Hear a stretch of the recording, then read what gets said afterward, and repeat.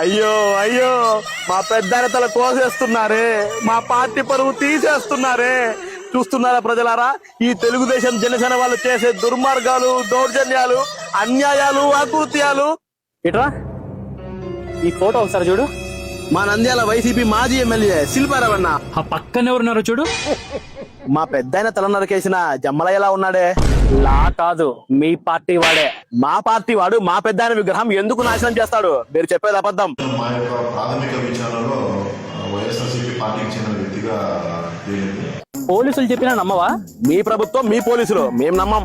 అతని భార్య చెప్పినా నమ్మవా? నాకు ఉద్యోగం ఇప్పించినందుకు నా వైసీపీ నా చేసే కార్య ఇప్పించారు సార్. వైసీపీకి కూడా మేము ఎటువంటి విరోధులు మేమైతే కాదు సార్. మేము వాళ్ళ భార్య చెప్పినా నమ్మము, ఆఖరికి వాడే వచ్చి చెప్పినా నమ్మము. వాడు ఖచ్చితంగా మీ కూటమి వాడే. మీరే ఈ దారుణానికి ఒడిగట్టారు.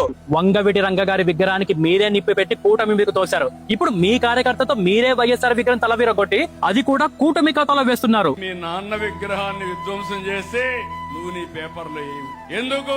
నువ్వే చేపించావు కాబట్టి, నీ మనుషులే చేశారు కాబట్టి. కొంచెమన్నా సిగ్గు సరళ ఉండవా మీకు? వీలైతే విలువలతో రాజకీయం చేయండి. వీళ్ళు వాళ్ళ తోనా? అది అవదమ్మా. మా రాజకీయం వీలైతే శవాలు, దొరికితే ఇలా విగ్రహాలు.